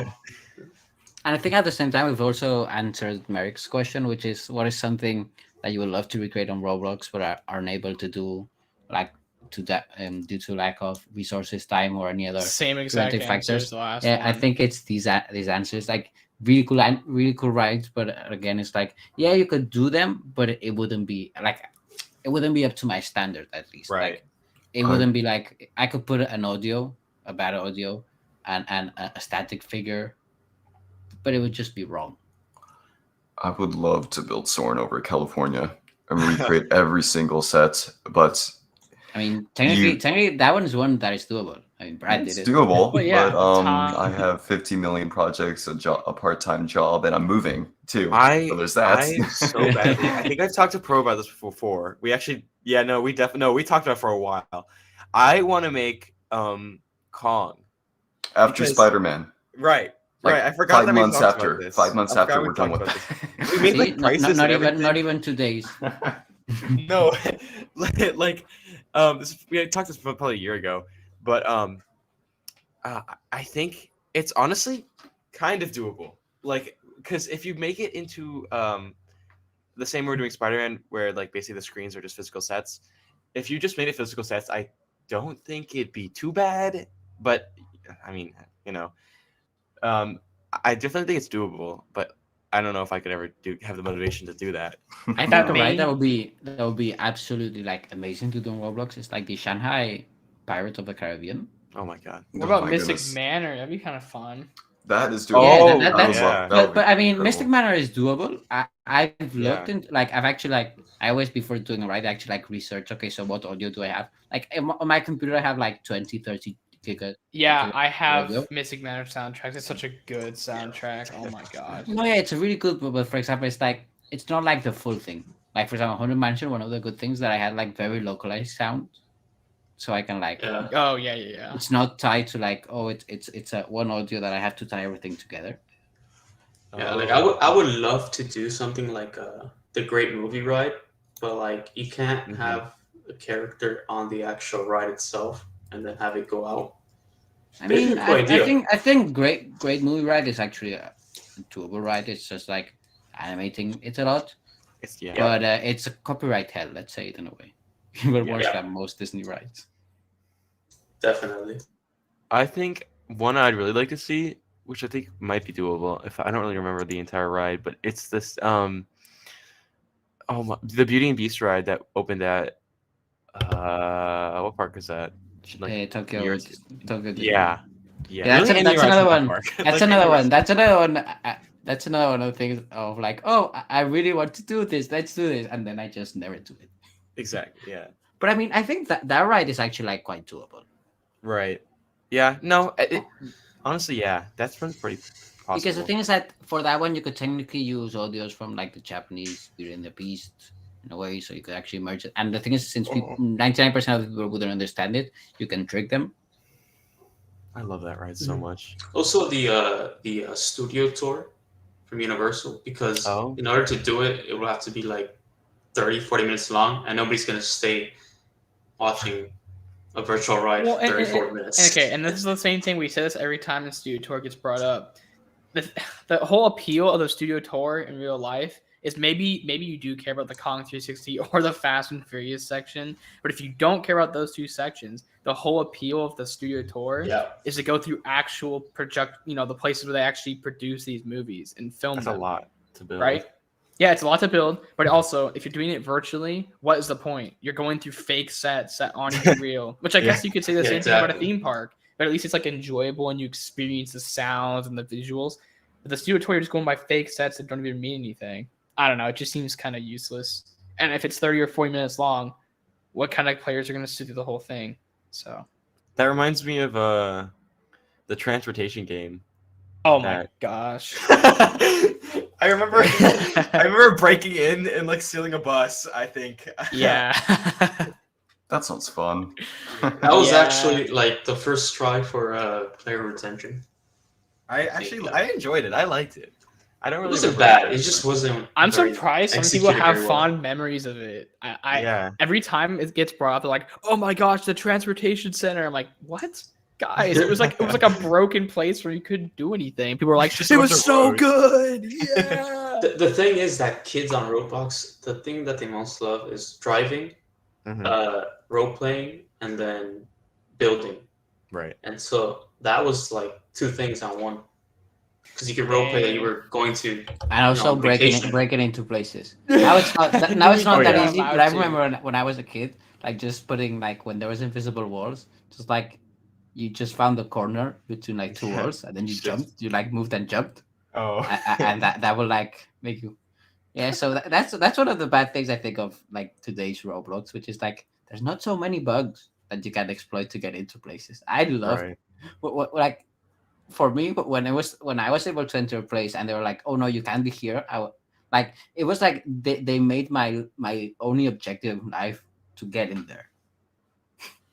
Yeah. See, the new Roblox is so lame now because we can't do things we're not allowed to. No.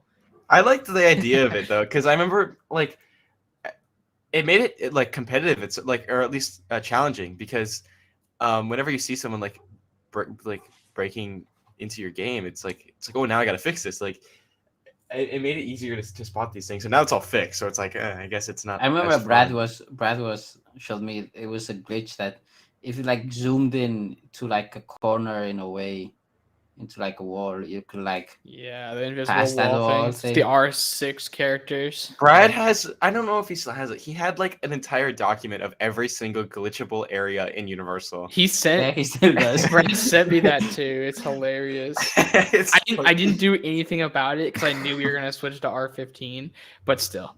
That is awesome. It was like, it was so funny.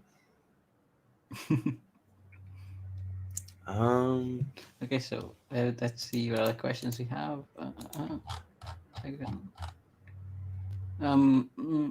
Okay, so Cedar asks, what's your favorite upcoming Roblox theme park? There's not that many, but I would say Crib Nation's Universal Park, definitely.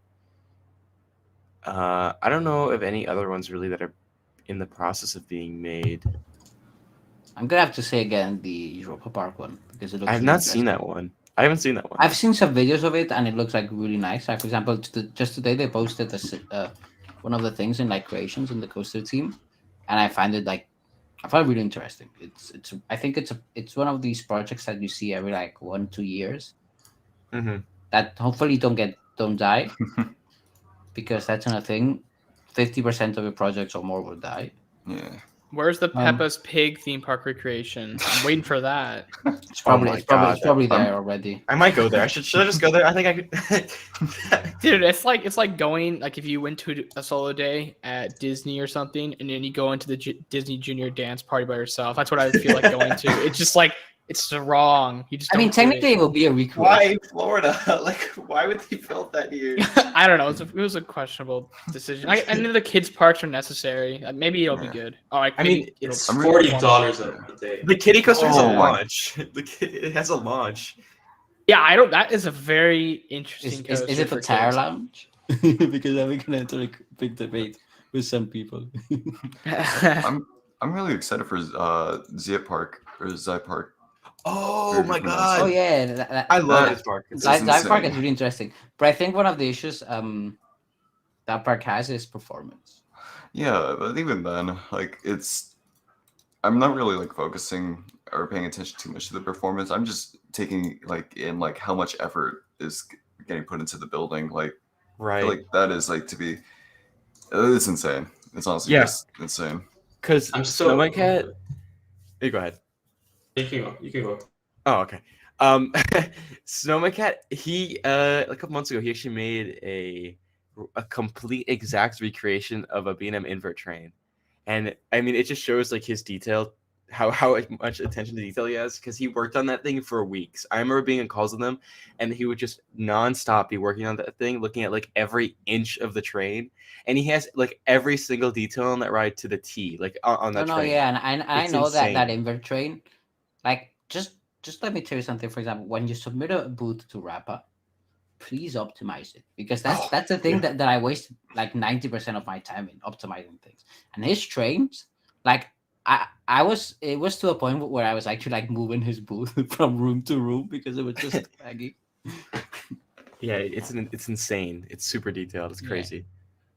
I think it's a bit over detailed sometimes. For I example, like one of it. the other things, like it's a really nice train, but for example, something that a lot of people do when building trains is over detailing their wheels. And I'm sorry, but I think that's a big mistake. Yes. People maybe but the thing is that wheels, they're like maybe like 1-2% of the people who play your game will notice them, and they will be visible for less than 5% of the time. Yep. So Yeah, that's like why- making something which is like huge, like has a big triangle count, and doesn't have to be really big. It just like has like a substantial one. It's a waste of resources. Because the thing Yeah. is that though that thing, even though you don't see it, will be loaded in all the time. If you're in a coaster, for example. Mm-hmm. Somebody asked me a Spider-Man question in general. They Up to you to said, answer it if you want. "Yeah, it's a quick one. Are you still waiting for video frame technology, or are you doing it like an alternative like sprite sheets or stop motion?" I mentioned this a little while earlier. We basically just moved on a while ago, actually, when we realized that it was going to be, we like weighed our options and noticed that it was going to be kind of bad to have video frames or anything 2D.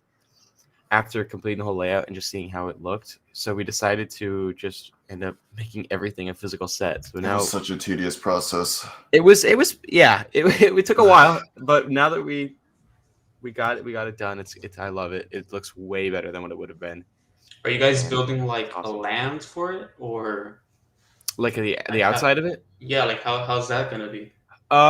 We started doing that very, very early on. We started doing like we have the entrance and everything done, and the whole front, the queue and everything, and we have Superhero Island, like the blueprint of it basically. We have a good amount of like the facades done, at least on the Spider-Man side. We might go back to and finish that other side. I don't know, but Got it. it was mainly just for photos because I'm mostly focusing on the ride at this point, and we'll see where the outside of it takes us. Talking Okay. about queues, I beg everyone who's here, don't use queue systems in your ride. Oh, Queue that's systems. controversial in this call. I've opened a Pandora's box, I know, but let me explain my point. User experience is a really important thing. So UX design, user experience design, is a really important thing when doing your game.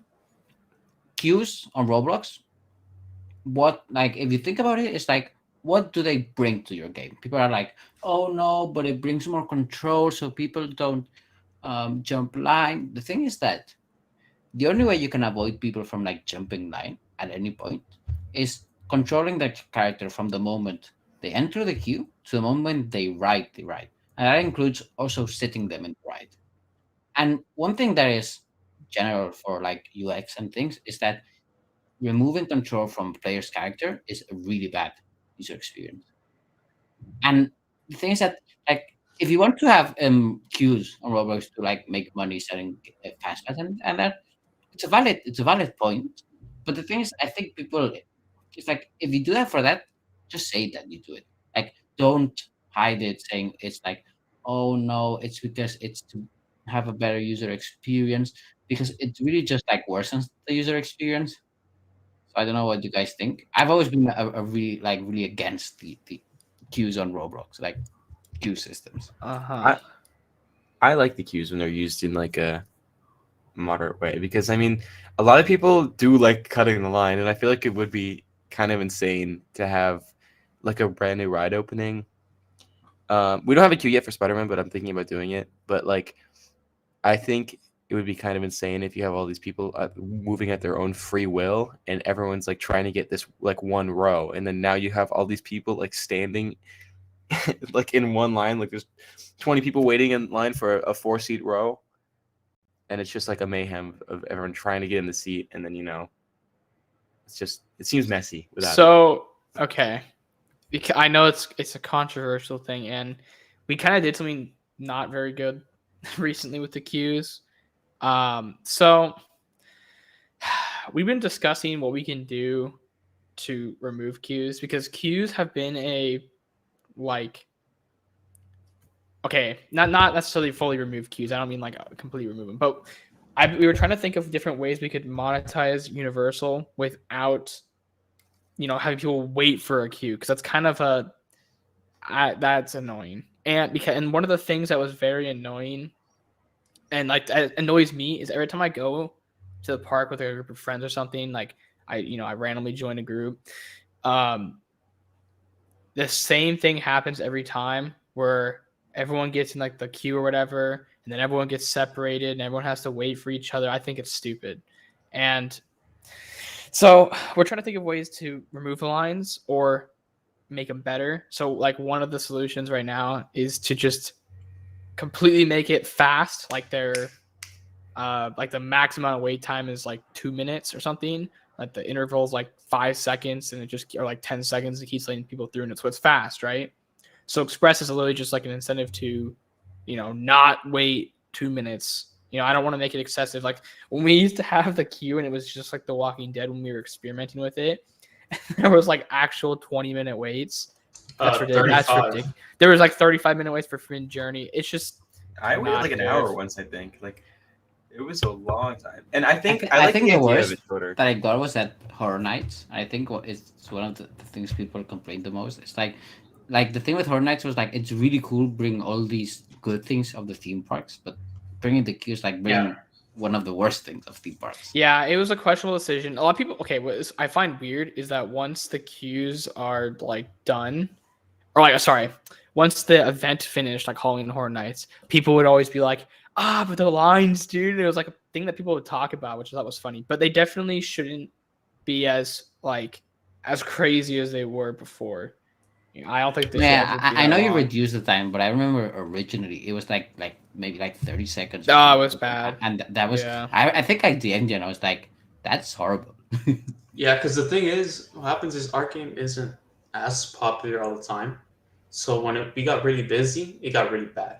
Yeah, Yeah, we like, didn't work with it that Yeah, well. that's the other thing. That's the other thing with queue system. It is like if something can in the moment something like you need everything to work correctly, something will break always. And usually it's a queue system if it's there.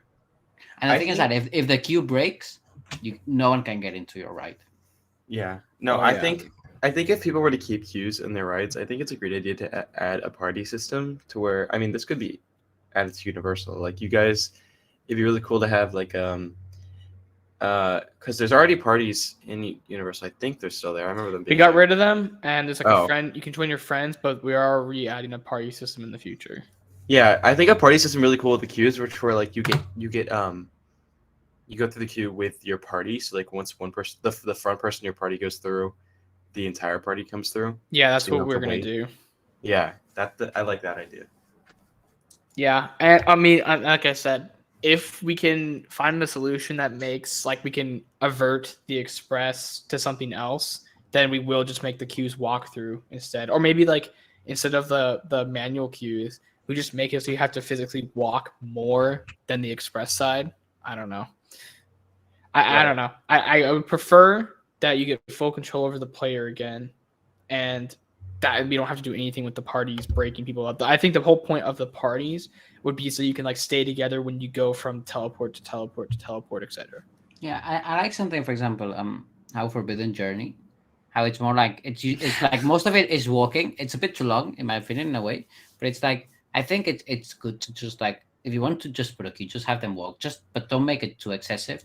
And also, please, people, don't slow characters down. I know it's annoying. That puts me on the first. Okay, so moving on. Blocks asks, are there any parts that you think should have more attention or praise? Astral Lakes by far. Yeah, I agree. think Astral Park. I think Blue Sky Slaughter needs its popularity back. Like, Are they don't know still if it's updating functioned. it? I No, don't the think so. project's dead. Does it still run? Like, does it still work? Because I remember that game was awesome. So the thing is that so I used to use this. So I bought the system in that. So the C-frame system in that thing. It's a bit as again, it's C-frame systems have their like good things and bad things. It breaks sometimes it doesn't. But I know the last thing they released was Indiana Jones, which wasn't fully finished. But I know they wanted just to release it because they knew they didn't work on it. In my opinion, it's a big shame that project died because I know some of the things they were doing, and it's actually curious to see like some of the devs they used to have. It's funny because a lot of big Roblox devs come from the theme park community. Yeah. Funny And when you it's think actually, about it. it's actually funny thinking, oh look, this person who did Jailbreak used to make coasters, or this Right. person who made Death Run was working on like World of Color. This is Oh yeah, it's like Wesley. yeah. So that's a good point though, because like that's what I love about the theme park community so much. Is like it's just like it's like such a diverse group of skill levels among developers. And when you're just starting out as a new developer, theme parks are a great way to get into just Roblox development in general. And that's what I love about it so much. Okay, so I don't know if you want to answer this Grapey or Procro. Cedar asks, what is the hardest thing on the spider? Animations. I would, yeah. Well, that okay. I think it's actually getting Grapey to accept my calls. Okay, I'm a busy man. Okay, I'm a busy man.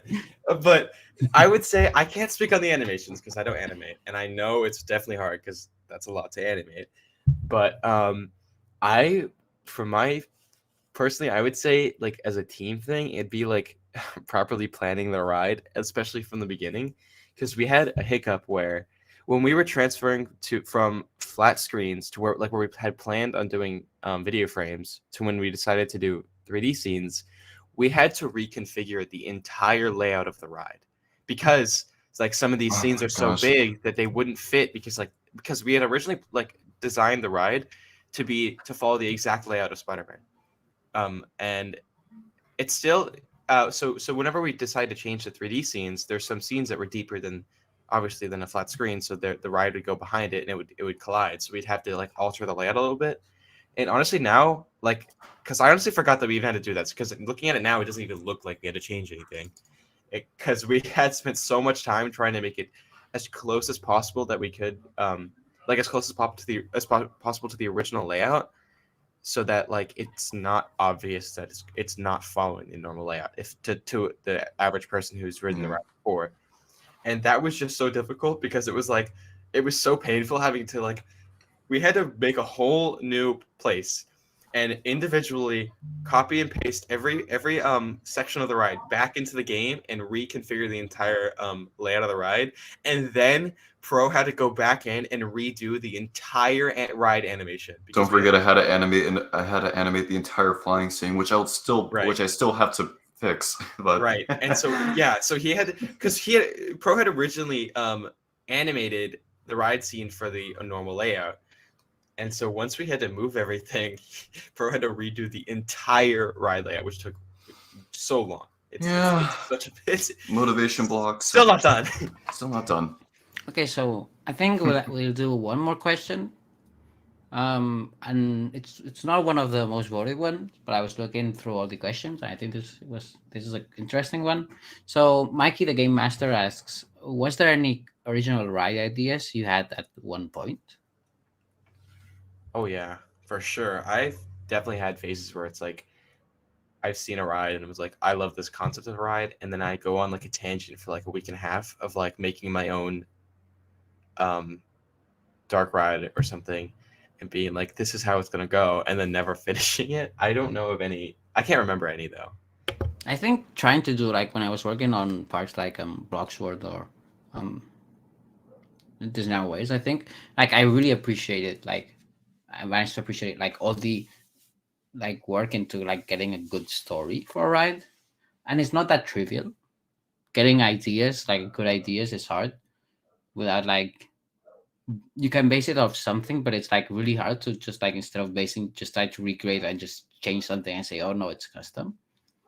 So I think it's yeah.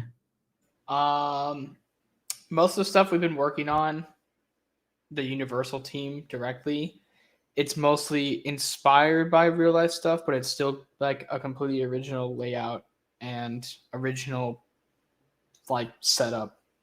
But that's kind of where we're going for future stuff. If I say anything, the pot will kill me. Yeah. Okay, so let me finish the Q&A. So I think that's everything for today. Once again, I would like to thank everyone who has been here, all the people in the chat, all the people who were in the chat, and especially to Grapey, Andrew, Procro, and Topeo, and also to Naplet, who sadly couldn't make it. But this has been all for today. I don't know if any of the people here would like to say something before we close today's event. Yeah, I would just like to announce that. And I'm joking. Oh no! Just Oh, give me some anxiety. Oh no! Guys, put hashtag check for the in the chat, please. Oh, I'm gonna no. say this to talk. I've really just been here to talk about Spider-Man, I guess. But first of all, it was really great being here. I love talking about. I could literally talk about this all day. And I really like the enthusiasm of a lot of people. Really, I'll get to the Spider-Man thing, but I like the enthusiasm of people when like now trying to build new parks, because a lot of things have been, a lot of tools and stuff are more mainstream. Because I remember starting out and being like kind of on my own, because there weren't a lot of resources to go through and to get, and there weren't a lot of people who were making theme parks at the time, like 2-3 years ago. And I've seen it grow like a bunch, and it's way better now. Like trying to get started out, because we have groups of people who will help you and will like give you tips on how to do better, and like exactly why we're here today. But yeah, but the Spider-Man thing, we are planning on another teaser. Planning, haven't even started, but planning. So that's what I was gonna say. But yeah, Yeah, it's been nice. It's been nice to be. It's in the building. Sorry, it's an inside joke. you started? I was told. He said it. He said it. No. It's been good to do this. This is a lot of fun. I like talking about Roblox theme park stuff. I'm sure we could do this at some other point again in the future. But yeah, I had some fun. Thank you for having me. I just want to say something real quick. Just have fun. Stop, getting into fights with people. It's supposed to be a fun thing to do, building stuff on Roblox. So, take your time, don't rush, and keep learning. I think that's the biggest tip I can have to anyone. And I guess I'll say something too. I mean, thanks for having me on here. It was great talking all Roblox teamwork stuff with you guys. It was just like really fun for the past 2 hours, just listening and hearing what you guys were saying. And I guess just in general, is just seeing like just being here with you guys is honestly just really cool. Because like me, like 4 years ago, like I would have never imagined like I'll amount too much on the Roblox community. So this has been really great. Thanks, guys. Epic.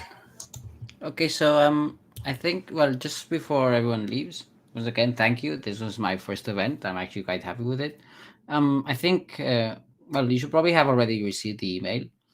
It's automated, but there's a questionnaire with what you guys have, what you think about the event. I would really appreciate it if you guys answered it.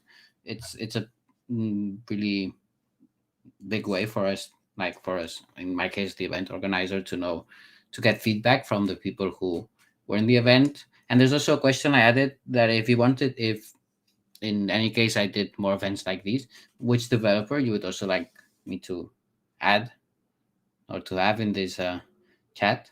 So yeah, thank you everyone. I will upload. We'll probably let you know where this will be uploaded. It will probably be uploaded my YouTube channel. And I try to upload it as soon as I can. So thank you everyone. Thank you, Grey Pete, Andrew, Awesome, and Procro, and Fail, and also thank you to Nape. And hashtag bring 4D Shrek 4D back. All right. you. See you guys you. later, guys. See you guys. Epic. Gotta end it on the epic note. See you guys.